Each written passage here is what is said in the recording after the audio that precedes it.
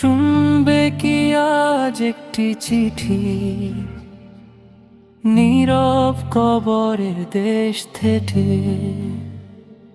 যে পথ ধরে আমিও গেছি, একদিন যাবে সবাই শেষে। আজ আর আমার মুখে হাসি নেই দুনিয়ার কোনো অহংকার। মাটির নিচে বুঝেছি এসে আল্লাহ ওই সবচেয়ে মহান। একদিন আমিও তোমাদের মতো ব্যস্ত ছিলাম দুনিয়ায়, ধন সম্পদ আর স্বপ্ন নিয়ে ছুটেছি মায়ার ছায়া। ভাবিনি কখন মৃত্যু এসে থামিয়ে দেবে পথ। হঠাৎ ডাকে সবই ফেলে শুরু হলো নতুন রাত। যারা বলতো সময় আছে, তারা আজ কোথায়? আমার মতো তারাও নীরব মাটির নিচে শুয়ে রয়। আজ বুঝেছি কম্মলই ছিল সবচেয়ে বড় ধন,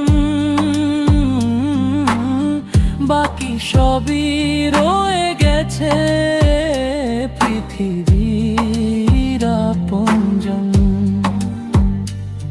যদি আমার এই চিঠি পৌঁছে তোমার হৃদয়ের কাছে, আজ থেকেই নামাজ আঁকড়ে ধরো, কুরআন রাখো পাশে, মা বাবার মুখে হাসি ফোটাও, ভেঙো না কারো মন। মানুষের হক আদায় করে বাড়াও নেকামল। রাতের শেষে একটু কেঁদে বলো, হে আল্লাহ আমি এসেছি। ভাঙা হৃদয় খালি হাত, তোমারই দয়ার আশায় দাঁড়িয়েছি। তবার দরজা খোলা আছে, ফিরে এসো আজি মৃত্যুর পরে।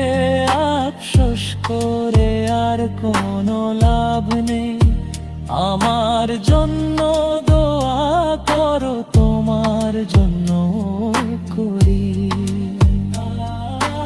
আল্লাহ যেন ক্ষমা করে এই মিনতি ধরি।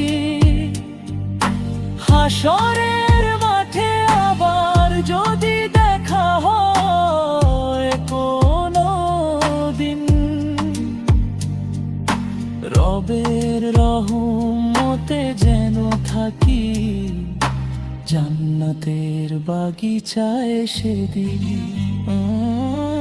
এই ছিল কবরের নীরব ঘর থেকে পাঠানো এক চিঠি, যার প্রতিটি শব্দে লুকিয়ে আছে জীবনের শিক্ষা।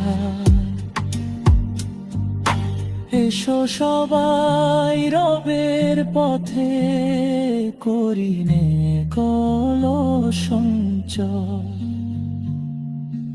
আল্লাহর সন্তুষ্টিতে লুকিয়ে আছে সত্যিকারের বিজয়।